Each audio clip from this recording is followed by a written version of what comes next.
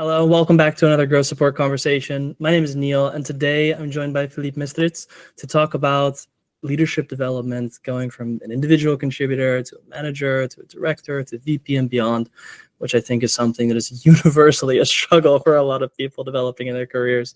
So I'm super excited to dive in and to talk about it. So without further ado, Philippe, you want to introduce yourself, where you're coming from, and a little bit about yourself? Sure, Neal. So I'm based in Austin, Texas in the US. I've been part of this growth myself for about 20 years. My first manager role I got thrown into and had no training, grew my team from 0 to 135 within a span of 2 years, but never got any training and didn't understand, like, how do you do these things effectively? So I've spent a lot of time over the last couple of years really thinking about what that means. And at this point, I've been VP of Success, Support, Professional Services, Operations.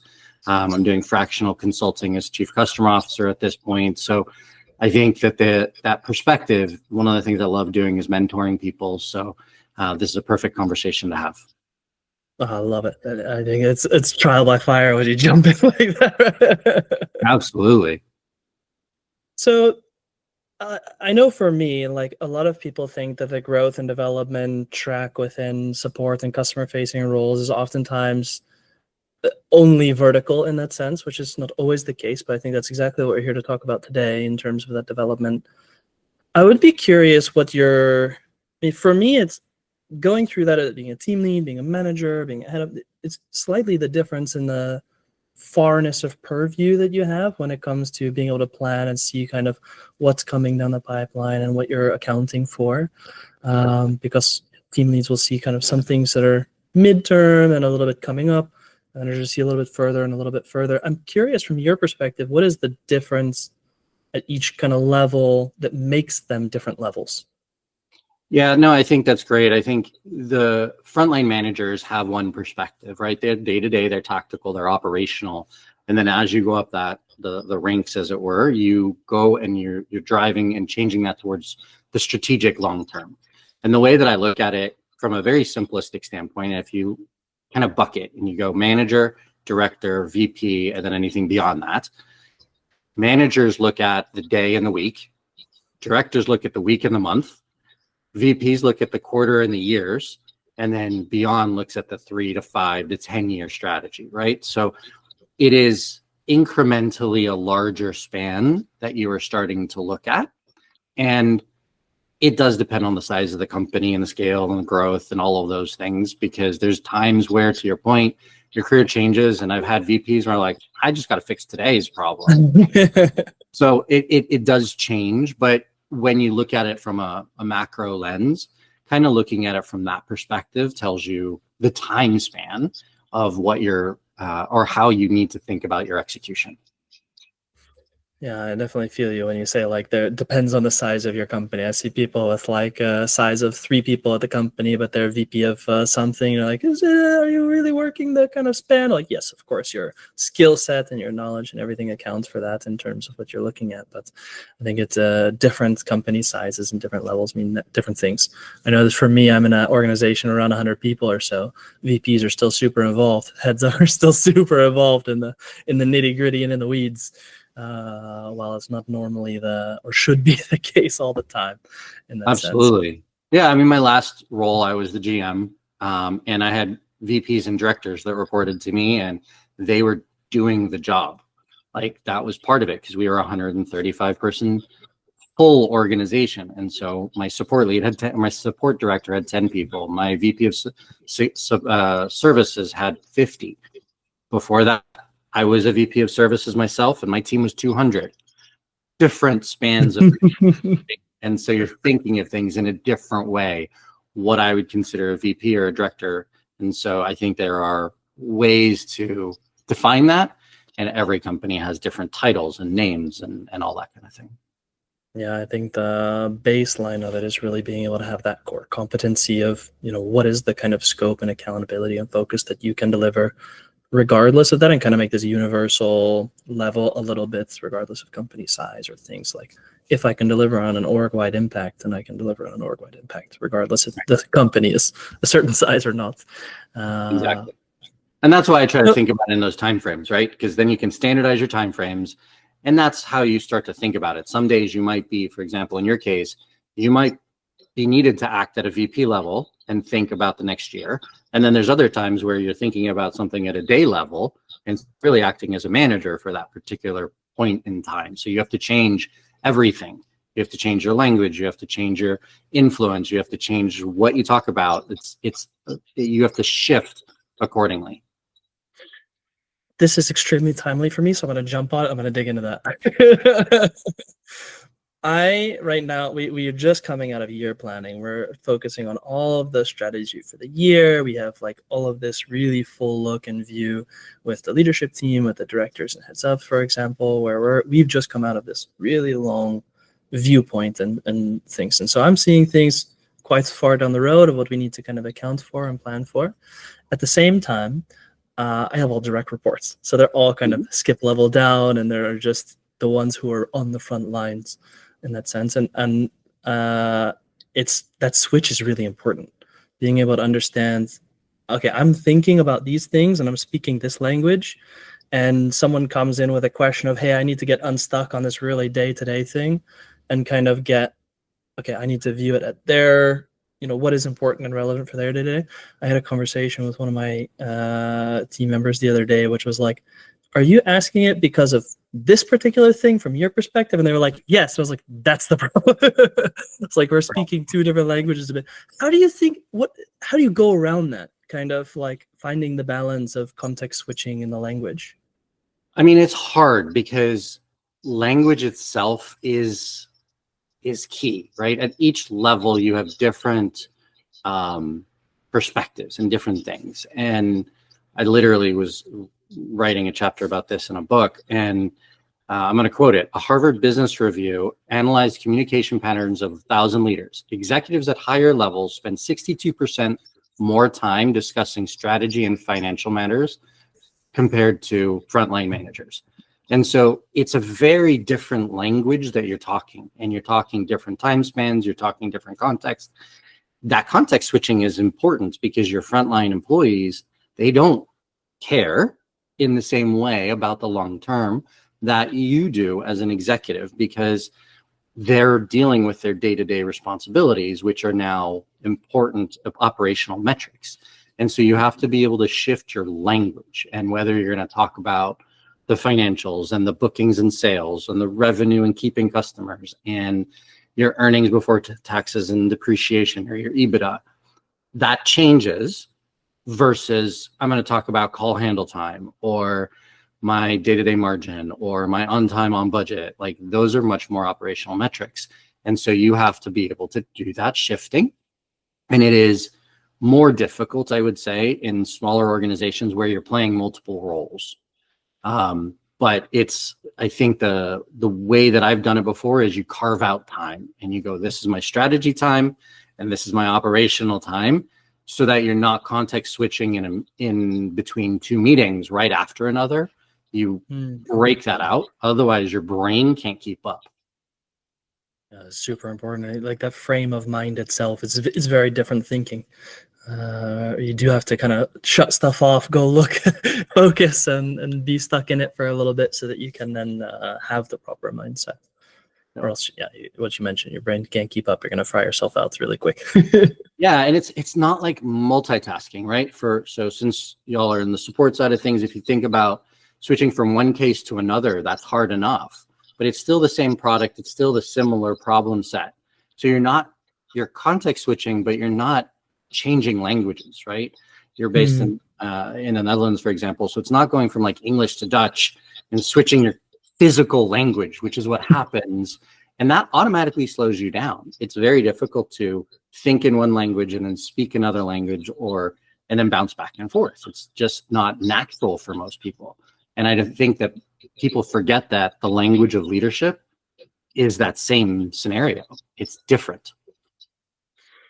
I think that's a really powerful thing to keep in mind, because when you're talking with one person, they're like, "Yeah, I don't care about that. That's interesting, but not relevant." If you're talking to somebody who's only stuck in that particular type of language versus another. When it comes to one of the things that you mentioned is that it does kind of slow you down, and you get kind of stuck in those operational metrics if you're coming from, hey, it's a day to day, this is what we're looking at. And then you need to go into this kind of strategy conversation and speak a different language.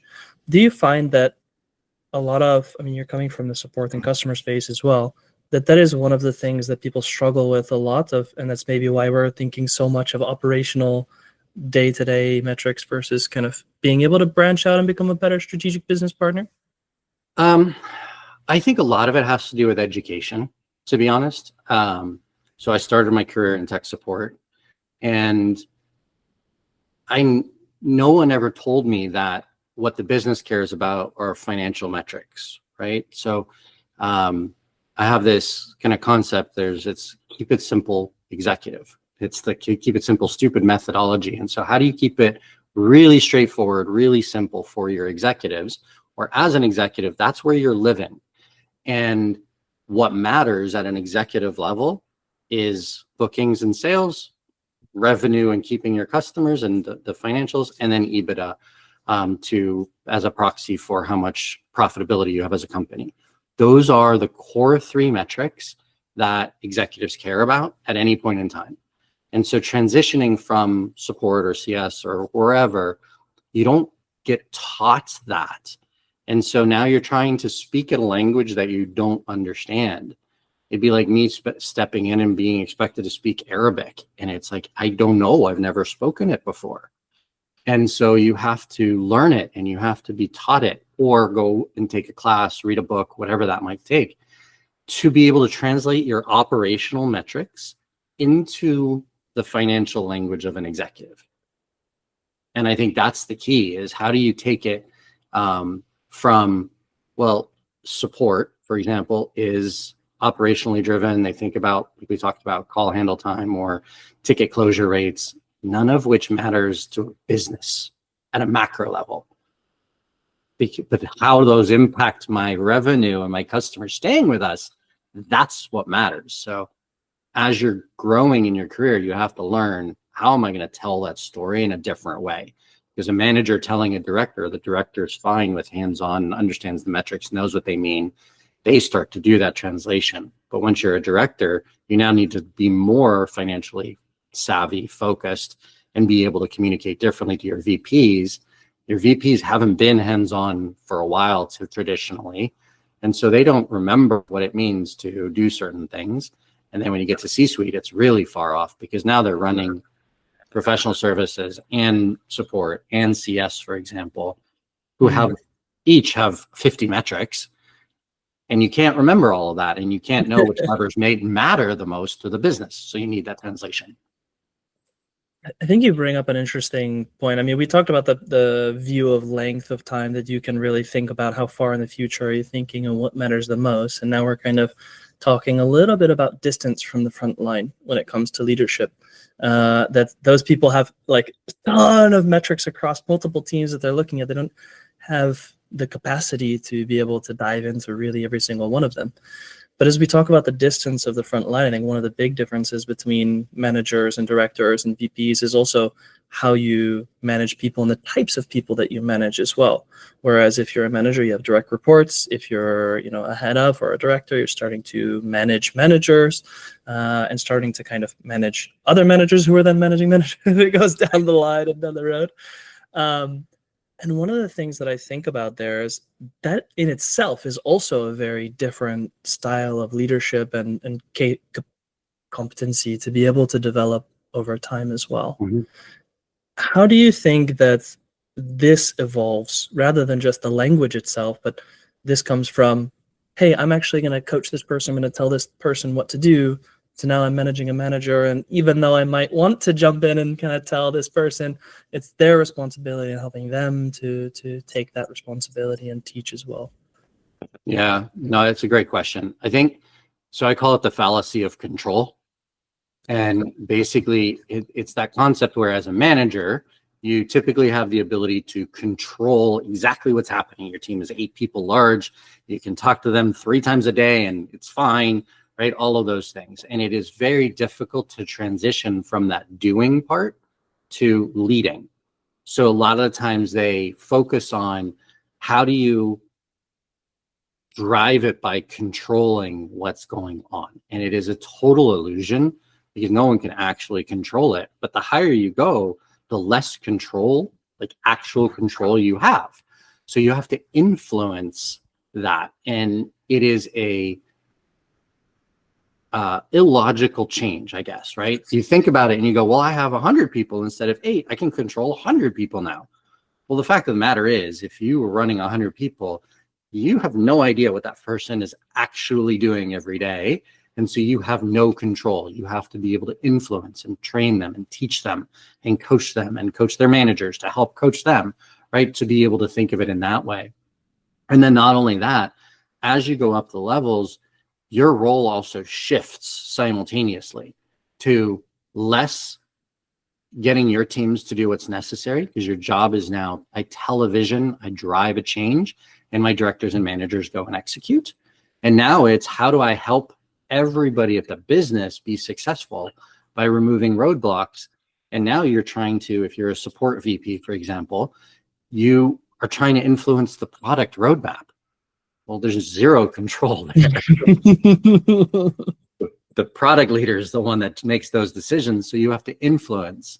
And so I think it's a very big question of mindset shift. And I think it's probably the hardest one, because I think human nature is, I can control what's going on. And I just don't believe in it.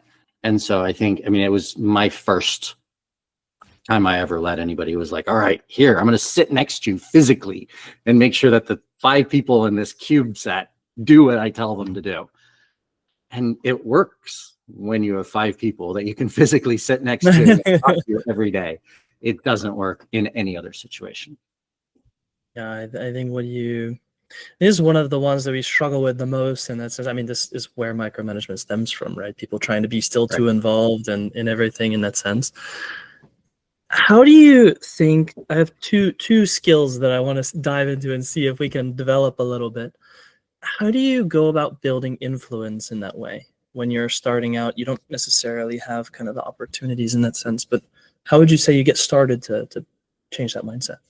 Sure. So I've had this process for a number of years that I believe is quite successful. And what I termed it MAPS. It's measure, align, present, and support. So you measure where everybody is in this journey. Like, you're trying to influence people, so you have to know where they are in the journey, right? You have to understand where they are. Then you sit there and you align with them, and you have to think about how to get everybody on that same page. And it might mean you have to have multiple one-on-one conversations with the people that you're trying to have a conversation with. It might be you do it in a group to gain consensus to do things. You then kind of present your thoughts, and I believe where it's possible, you pre-align before you go do that. And so you've had quick conversations to make sure that there's no major blockers, so that you're going in kind of expecting that things will go the direction you're trying to go.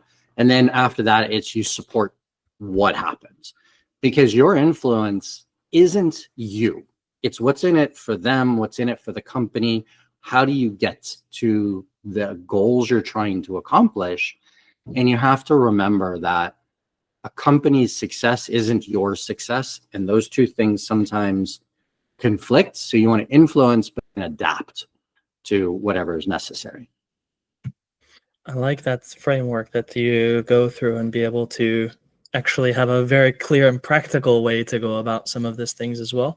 And what you mentioned, laying that groundwork and having those conversations is really important to make sure that, yeah, there's nothing's going to blindside you in that process as you're going along. Yeah, the worst thing is you walk into a meeting and you present something, and then you have like everybody goes, "No, that's the dumbest idea possible." And if you had spent 2 minutes with me, I could have told you this is what the blocker is. So having a quick conversation, and it can be asynchronous via Slack, sending an email, whatever. But I think it's that conversation that matters a lot. I remember years ago, I had this, there was like this initiative we were going to start doing with one of the teams, and we were going to, start this just let's start outbound calling, for example. Let's do an outbound experiment. Great. And then I was like, sweet, this is what the project is. I'm gonna build on it, and this is what it's gonna mean. And then I had this entire, like, next thing you know, this giant strategy deck. This is a whole plan for like 6 months thing. And then I got this feedback from our VP at the time. It was like, this is really great stuff, but a little too early. We're not there yet. I was like, if I would have probably just done more groundwork at that time and actually, gone through the reliable process, probably wouldn't have gone too far off in that sense, or too deep too early. Yeah, and I think it does change a little as you go up the chain, right? Once you get to VP or C-suite, you don't pre-align as often because you want that open conversation happening, because now you're talking business strategy with long-term implications. And so you don't want to be known as the person that back channels everything, right? But at a manager or director level, you don't have as much long-term insight, and you don't know what's happening in the other departments. So it's always good to find out and make sure that there's no major changes and no blockers, or it's too early, or there's a technical reason it's not possible, or a resource reason where it's like, hey, this can be done in 6 months, and in your deck, you've got it for 2 weeks.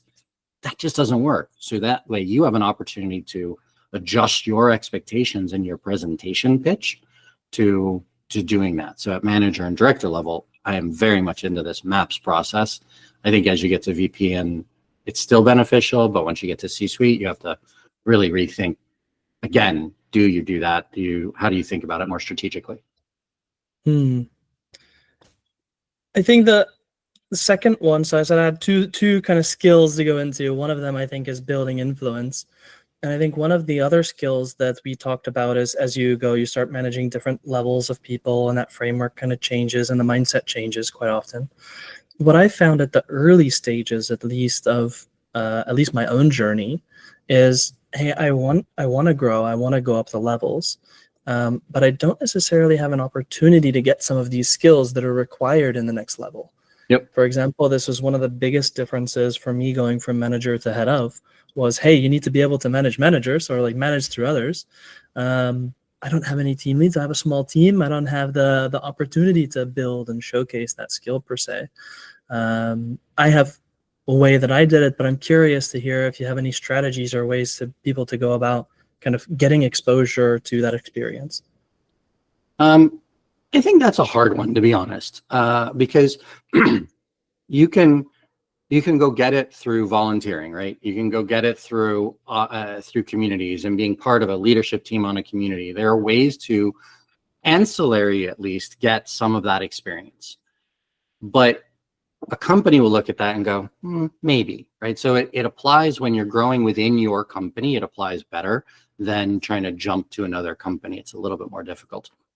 I think the way that you have the best success is to get a mentor that can help with you and role play with you and work with you to coach you in a safe space. And when I say mentor, I typically don't mean your boss. It is going to be someone outside of your sphere, someone outside of the company, someone that you know that has been there, done that can help you and give you suggestions and thoughts and be like, okay, look, pretend I'm a manager of managers, and here's my problem. What are you going to do? How are you going to attack this scenario? Because it is difficult to get the experience without having done it before. I mean, that is traditionally the hardest reason why it's difficult to shift companies and get a bump in a role. Is, oh, well, you haven't done that before. I need someone that has done it before.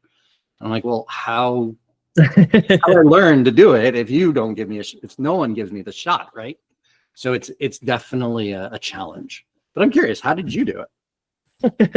The tip that I got, so I'm lucky in the fact that I do have internal mentors as well within my company. So I get a lot of advice, and I'm also just naturally, this is the whole reason I have these conversations as well.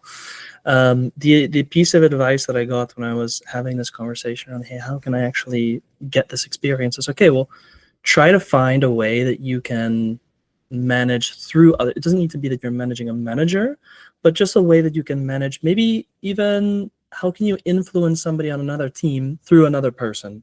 and kind of be able to have that jump a little bit in terms of I'm working with maybe another manager to help support another one of their team members cross-functionally, for example. So are there ways throughout the organization that you can showcase somewhat of the skill and be able to develop it and build it to where you get maybe 80% of the way there? But then I do think it's really important that you have that relationship with your organization to say, hey, I've showcased 80% there. Can you meet me in the middle a little bit, and then we can gain that experience hands-on? I've been lucky enough to be in that situation, but I think, finding alternative ways to show the business that you're in visibly that you can do that.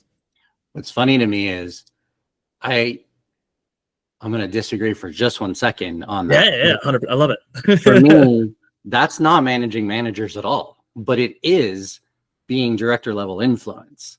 So it's two different skill sets that a director needs. You need to be able to manage managers, but for me, the managing managers is how do you grow your managers? How do you coach them? How do you do things to make them more effective as a manager? What you're talking about is actually getting other departments to think about what you're needing in a way that helps the business move forward, which is another critical skill as you go up. So I totally think there's value in what they told you. I just don't think it's the same skill set, because that influence is, to the conversation of control earlier, the higher you go, the more your job is influencing. At frontline manager, maybe 10% is influencing. At VP, maybe 10% is not influencing. So I think it's the right skill set that is necessary to be head of, director, VP, and so forth. But it's a different skill set. Maybe this person just had different plans for me than I thought. Yeah, they're both beneficial, and you need to be able to grow them both. But I do believe that a strong... So it's interesting is when you promoted a lot of times from IC to manager, it's because you did really well as an IC, but that doesn't mean you make a good manager. But being promoted from manager to director, if you're a good manager, you can usually coach good managers because you know what's good. So the managing managers is the easier part because you've shown that you're a good manager. Therefore, you should be able to help people manage. And so I think that's an easier skill that's naturally falling into, whereas the influence or the ability to allow control to be free is much more difficult. Through my mind throughout this conversation, there's been a couple of times that have come up that it's easier, or not maybe easier, but sometimes one transition is softer than another, that there might be higher barriers at certain levels that to break through. I'm curious what those barriers are kind of at each level. Maybe what are easier transitions than others? Sure. Typically the easiest to get is IC to manager, but it's one of the harder transitions to make because you're used to doing everything on your own. You're used to running everything and you have your own individual metrics. Now suddenly you're responsible for a team and your individual metrics are not relevant. So that's a mental shift that's very difficult, but it's usually easier because a lot of companies turn over managers. And so your opportunities are greater. The other two that are very difficult is director to VP and VP to C-suite.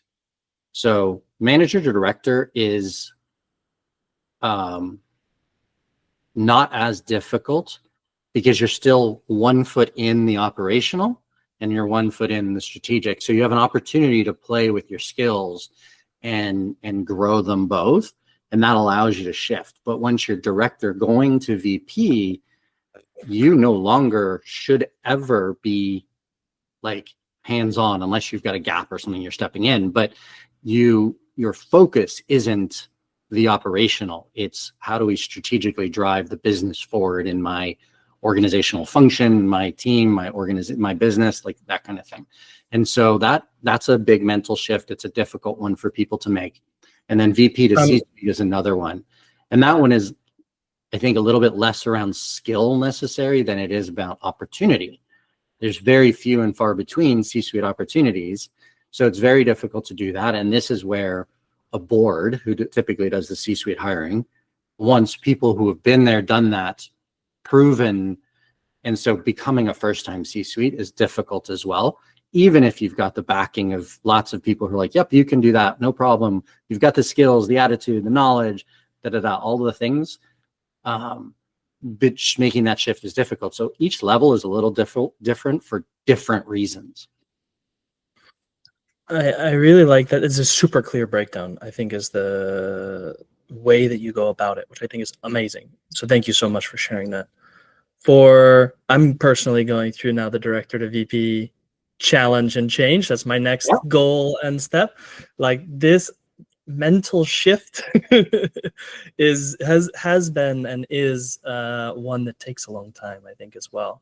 When you talk about, maybe it's easy to get but hard to transition through, I think there's also that time frame of the higher you go through some of these skill sets or frameworks, the longer it will take to build some of these skills, because it also is more complex at each level when you start to go through these as well. So there will be a transition in time frame throughout that. So that's a super clear breakdown, and I really appreciate you sharing that. No, absolutely. And I think part of it is finding the right leaders that you're working for that give you the space to learn or teach, to grow. One of my old companies, they wouldn't promote people until they said, you can do the job. And you've been doing it for 6 months before you got the promotion. Now, this was a multi-billion-dollar company, 88,000 employees. So they wanted a very structured methodology. But it's an example of, they don't put people into positions before they're ready. Startups go the other way. They're like, you need somebody, go, Neal, you're doing it tomorrow. And then you have to have the space and the grace from your bosses to learn on the job. And so it's a different scenario. And so you have to find those bosses and the leaders that are willing to work with you and kind of teach you, or give you a class, or sign you up for a community that can help, or whatever that might be, right? So something that helps you develop this necessary skills to be successful.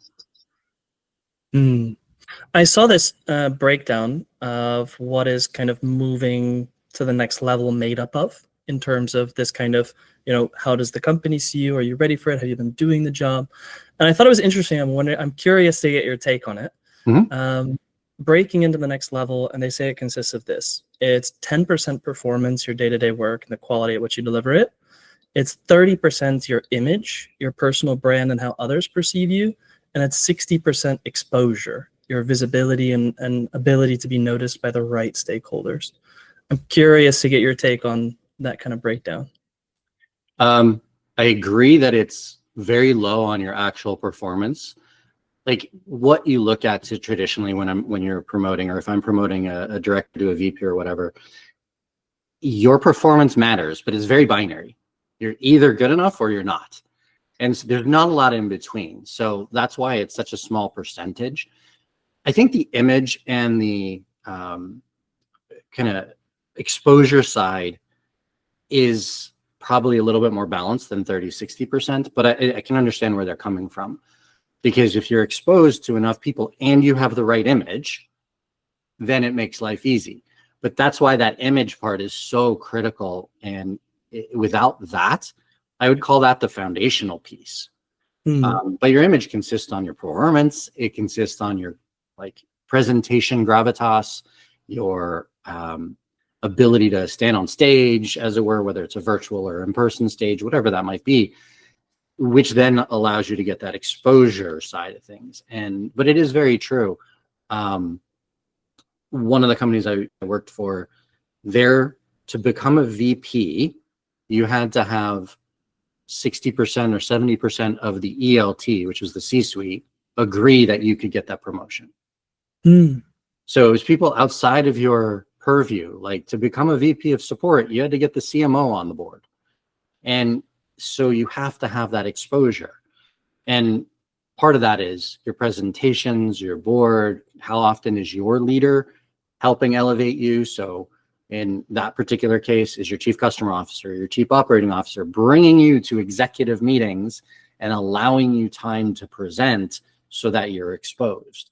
And so I think that is absolutely a critical component to success, because most companies won't promote a VP without some level of agreement, because VPs, when it's done right, those VPs will make or break your company. It's a different kind of influence, right? We at the beginning we talked about building influence and being able to have these conversations, and I think when you talk about influence one direction towards the rest of the organization down, you also need to build influence upwards, and how you actually manage up through these levels. Absolutely. Absolutely. I think managing up becomes an important skill to be able to do, and it's managing up and diagonally, right? It's that whole, how do you manage up to groups that have nothing to do with you, and how do you help them? I mean, the fact of the matter is most people that get promoted have helped someone else succeed in their role. And so how can you, as a support leader or a CS leader or whatever, help the CMO or the CPO get their goals? Head of product, head of marketing, how do they succeed? Because you help them. Then you have that exposure. They have goodwill towards you. They help you. I hate to say it, but it is the political nature of getting promoted. Maybe less in small startups, much more in bigger companies, because there is so much competition. And then you're competing against other people at the company, external hires. You have to have that backing of people that are willing to go to bat for you to say, no, Neal's the right person for this role. If you don't have that and someone else does, you immediately lose. That could make or break that decision. Yep. Thank you so much. I know we could talk, I think I would talk about this all day. Probably. I really appreciate you. You break it down very, very clearly. It's like you're writing a book about it or something. Yeah. No, I am in the process of writing a book. It'll be out sometime in 2025. I haven't decided when yet. It really depends on timing and structure. I'm about a third of the way through it. I have the outline concepts, which is one of the reasons why I've thought about these things on an ongoing basis. But you can follow me on LinkedIn. I'll be posting about it every so often. And then we've got a sign up sheet there too. Nice. Thank you so much for that. And I do have one last question for you. Sure. Just to round things off. I'm really curious over the course of your experience, if there's still one thing that you've stuck with today. Doesn't need to be professional. It doesn't need to be in one particular area, but my willingness to learn. I'm always trying to learn something, right? So, for example, last weekend I spent time on Lovable, one of the new AI coding platforms, and created my first app. I'm rebuilding our kitchen at the moment. I'm teaching myself how to do woodworking and building like end panels for our cabinets and the island and all that kind of stuff. So it's this passion to learn and grow myself on an ongoing basis. And I think that's, for me, been very, very beneficial, because it's allowed me in my kind of career path to be given opportunities that I don't think I would have otherwise, where it was like, hey, you've never done X, but I know you can do it because you're going to go learn it, study it, figure it out, and come back with a plan in 2 weeks. So here you go, run this department that you've never run before, right? So I think it's that willingness to learn that I have had forever. Oh, thank you. Yeah, I think being able to learn, unlearn, and learn again is always a really interesting way to be able to develop it. And yeah, you can go very, very far with that. Yep, absolutely. I like the statement of adding the unlearn part, because you have to realize that what maybe worked 10 years ago isn't working. Therefore, stop with that and learn something new. Yeah, indeed. Well, Philippe, thank you so much for joining me. I think it's been an absolute amazing conversation, especially for my own needs and learning as well. So thank you for joining me for it, and I really appreciate it. Of course. Thank you, Neal, for having me on. I appreciate it.